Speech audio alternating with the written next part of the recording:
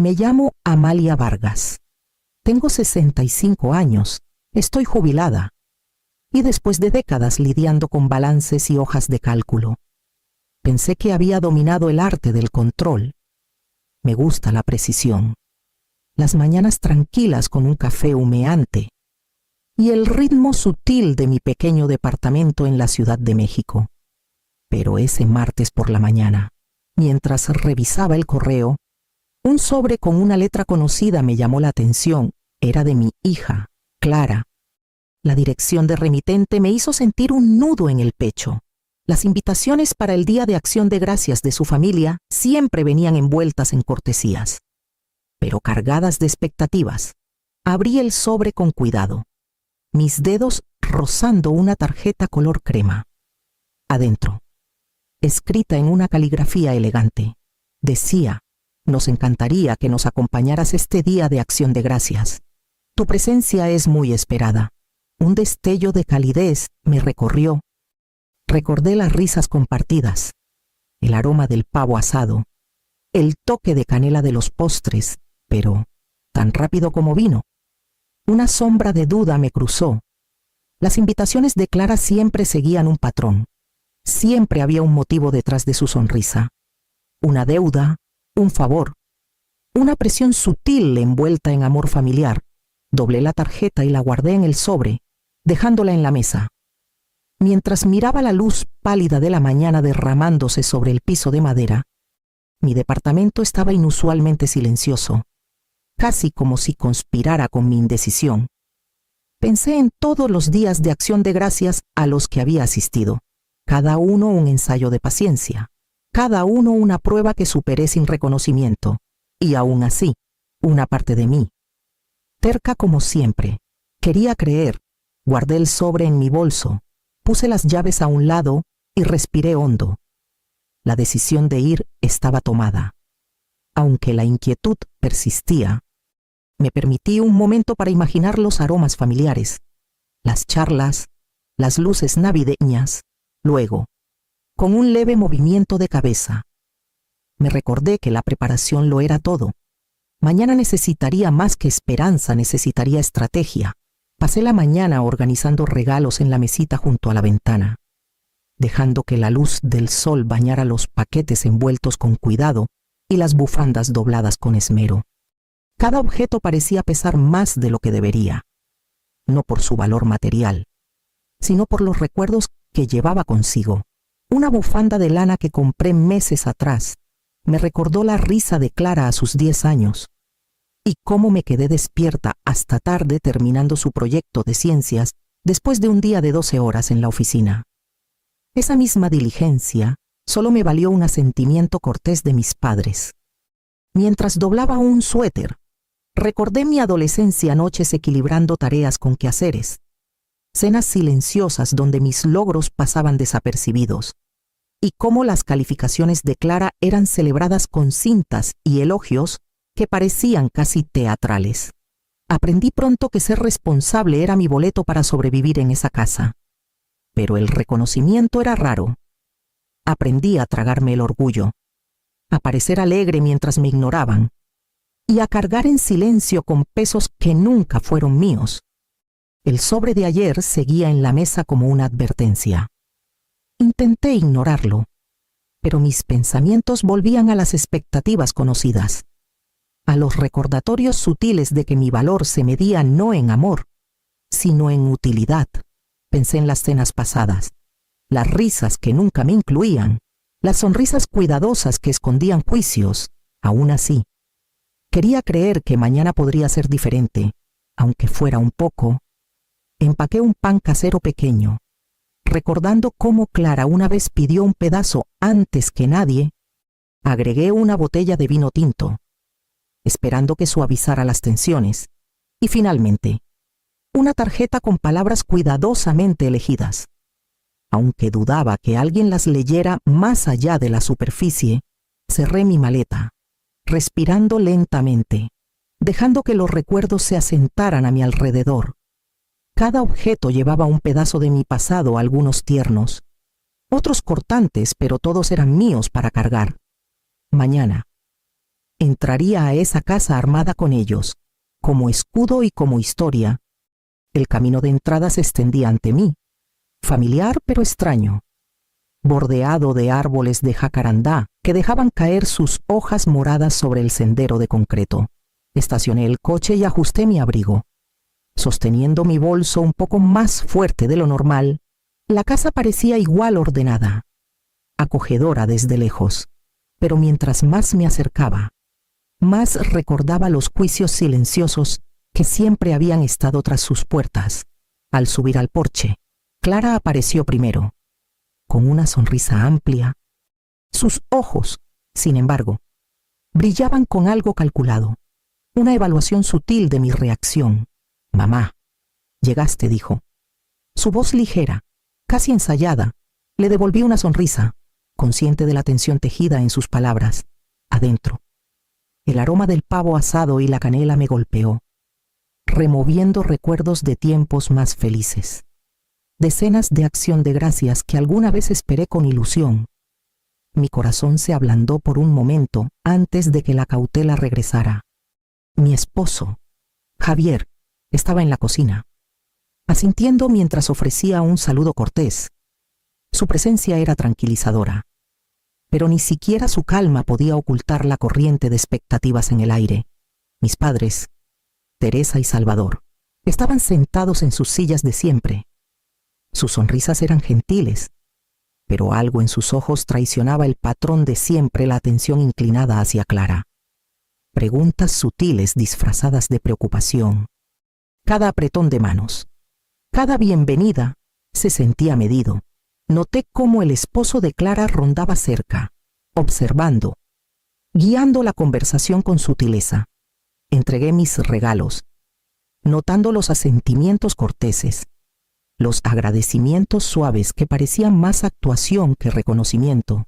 La sala, tan familiar, se sentía casi como un escenario.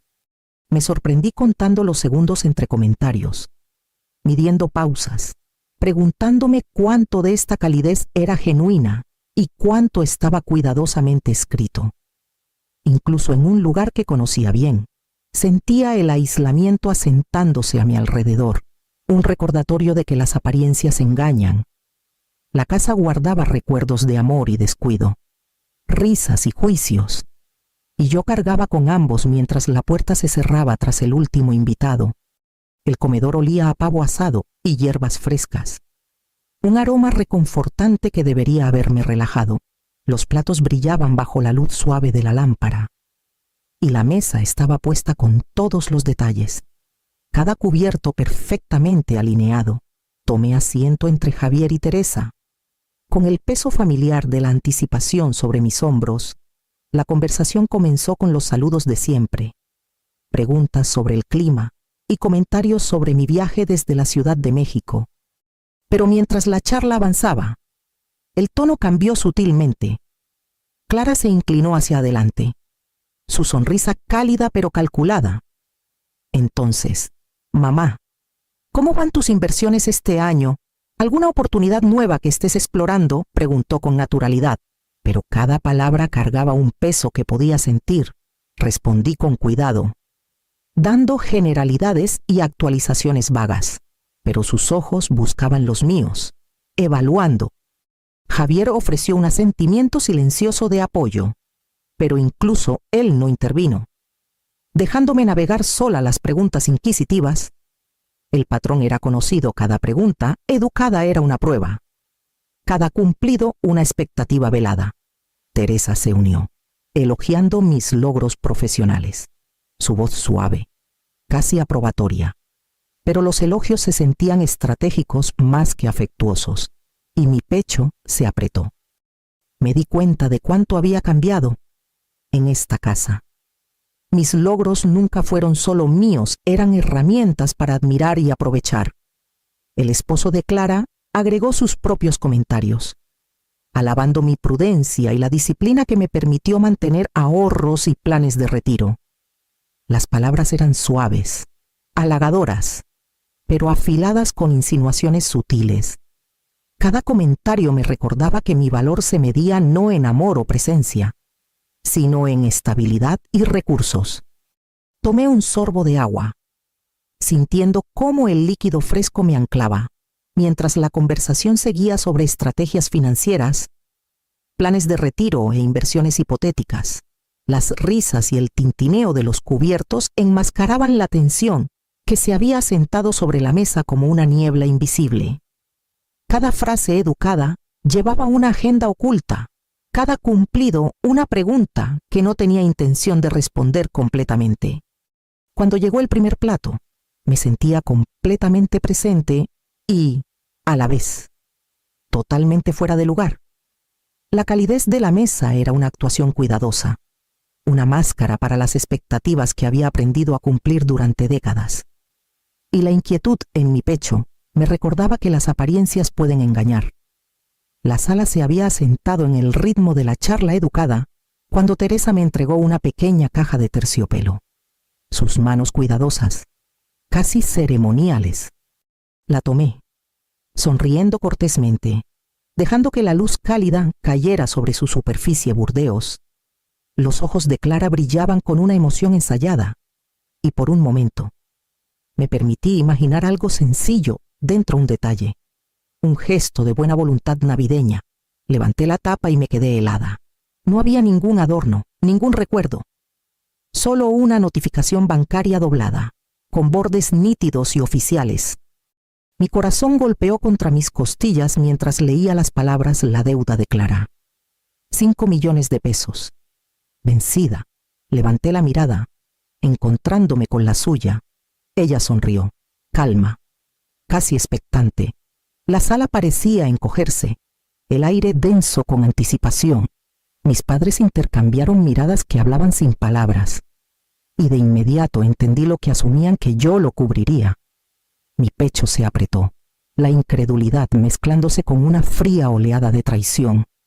«¿Esto es tuyo?», pregunté, mi voz más pequeña de lo usual, temblando ligeramente a pesar de mi esfuerzo por mantener la compostura. «La deuda de tu hermana», dijo Teresa suavemente, su tono gentil, pero el mensaje era afilado como un cuchillo. «Tú lo cubrirás». Miré la notificación, mis dedos apretando los bordes. El peso de la expectativa, construido durante décadas, me aplastaba. Años de responsabilidad silenciosa, planificación cuidadosa y sacrificios personales habían sido notados, almacenados en silencio, y ahora usados como arma. La atmósfera educada de la cena se disolvió en algo calculado, una prueba que no había aceptado tomar. Coloqué la caja con cuidado en la mesa, forzando mis manos a estabilizarse. Esto no era un regalo, era una trampa, perfectamente envuelta en tradición y obligación familiar. La realización se asentó con un escalofrío. Había caminado hacia una actuación que había sido ensayada mucho antes de mi llegada. Tomé una respiración lenta y estabilizadora y puse la notificación bancaria a un lado. «No puedo cubrir esto», dije, mi voz firme, intentando mantener el control sobre la tormenta que crecía en mi pecho. Las palabras quedaron en el aire, deliberadas y finales. La sonrisa de Clara vaciló por un instante antes de endurecerse. «Lo harás», dijo secamente, inclinándose hacia adelante. Su mano barrió una copa de vino tinto por la mesa, y el líquido surcó el aire, salpicándome frío y pegajoso en la cara y el cuello. El shock me congeló por un latido. El brillo cálido y festivo de la lámpara parecía burlarse del desastre que goteaba por mi blusa. «Increíble», murmuró Teresa, su voz calma pero con un filo de expectativa. «Pensamos que ayudarías. Te va tan bien. Así es como las familias manejan las cosas». La mirada de Salvador pasó entre nosotras, un empujón silencioso urgiendo conformidad. Su tono escondido bajo una preocupación educada. La sala se sentía más pequeña, asfixiante. Cada par de ojos calculando. Pesando mi respuesta, Clara se recostó, brazos cruzados, con una leve satisfacción pintada en su rostro. Su esposo observaba en silencio, pasivo pero aprobando el espectáculo. Me limpié el vino con manos temblorosas. el calor de la ira y la humillación creciendo. Décadas de ser medida, probada e ignorada, presionaban con renovada intensidad. Esto ya no era una expectativa educada, era una exigencia, envuelta en la fachada de la tradición y la obligación familiar. Mi propia historia, mi cuidadosa gestión de finanzas, mis sacrificios, ahora eran usados contra mí, herramientas en una actuación en la que no había aceptado participar. El ruido de los cubiertos y las conversaciones murmuradas continuaban a mi alrededor, pero no escuché nada. Cada frase educada era un arma, cada sonrisa un desafío. Sentí incredulidad, ira y un impulso de instinto protector enroscándose en mi pecho. No sería utilizada, ni ahora, ni nunca. La caja de terciopelo, el vino. Las presiones cuidadosamente orquestadas no me romperían. Enderecé mis hombros, levanté la barbilla y dejé que el silencio se asentara entre nosotros. La escena crepitaba con tensión, y sabía que el momento había llegado. Tenía que mantenerme firme, o los límites que había luchado toda mi vida por establecer desaparecerían en un instante. No había notado que Javier se había deslizado silenciosamente hacia una esquina de la sala, con las manos cruzadas flojamente frente a él, los ojos agudos y alerta. Me había observado mientras enfrentaba la ráfaga de demandas. La presión educada que enmascaraba coerción.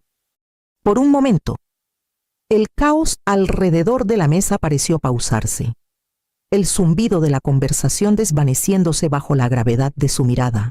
Lo vio todo, la forma en que Clara se recostó, satisfecha con su despliegue, las sonrisas cuidadosas de Teresa y Salvador, velando sus expectativas como una rutina practicada, los asentimientos sutiles del esposo de Clara, afirmando la actuación, cada detalle de la manipulación, cada matiz de derecho, se registró claramente en sus ojos firmes.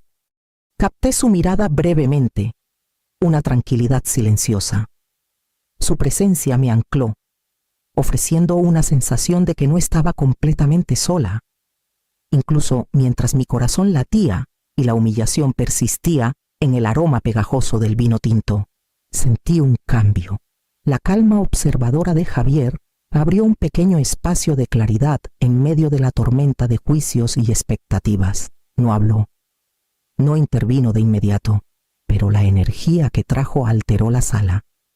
La presión que había estado cargando, el peso de décadas de responsabilidad y deuda invisible, se sentía ligeramente menos asfixiante. Su atención silenciosa hacía más visibles las manipulaciones sutiles de la familia. Su coerción expuesta en la quieta rendición de cuentas de su postura vigilante. Me enderecé en mi silla, dejando que mi columna absorbiera algo de la fuerza que emanaba de él. La caja de terciopelo, el vino.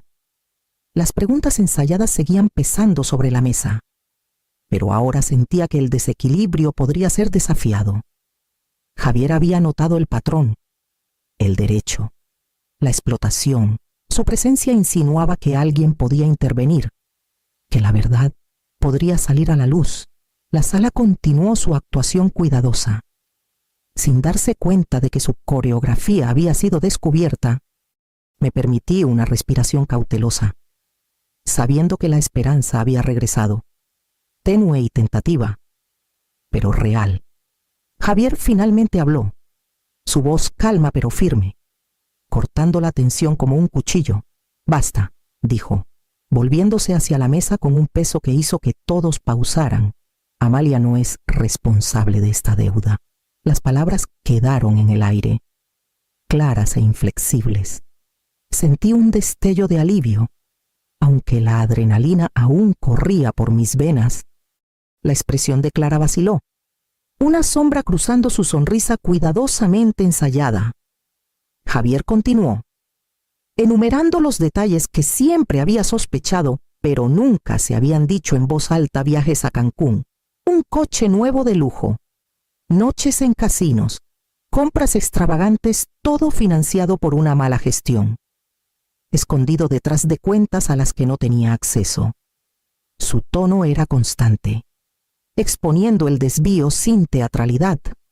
Mis padres se movieron incómodos en sus sillas, la fachada gentil de cortesía resquebrajándose bajo el peso de la rendición de cuentas. Teresa abrió la boca, la cerró de nuevo. La mano de Salvador se apretó alrededor de su bastón, un reconocimiento sutil de que el equilibrio había cambiado. El silencio de la mesa cambió. La jerarquía cuidadosamente mantenida vaciló bajo la observación de Javier. Me recosté, dejando que la verdad me envolviera. La caja de terciopelo, la notificación bancaria, el vino, todos habían sido herramientas en una actuación diseñada para coaccionarme. Pero ahora, con Javier articulando lo que había estado oculto, la claridad moral de la situación se volvió innegable. No era el blanco, ni la facilitadora. La mala gestión de Clara y las suposiciones de la familia habían sido expuestas, y la sala ya no podía ignorarlo. Incluso el esposo de Clara, usualmente compuesto, mostró un destello de duda. Mirando entre ella y Javier, el shock silencioso que se asentó sobre la mesa era tangible. Los ojos evitaban los míos, y la expectativa de que me conformaría se había evaporado. Tomé una respiración lenta, saboreando la libertad en su forma cruda y tentativa, el poder que había sido usado contra mí, las cadenas invisibles de obligación, culpa y presión se aflojó. Por primera vez esa noche, podía ver un camino hacia adelante sin comprometer mi integridad, sin ser usada como garantía para la imprudencia de alguien más. La sala contuvo el aliento, y me di cuenta de que la marea había cambiado. La verdad había sido dicha, y por primera vez. Ya no estaba atrapada dentro de sus expectativas. Enderecé mis hombros y dejé que mi mirada recorriera la mesa, enfrentando los ojos de cada miembro de la familia sin titubear.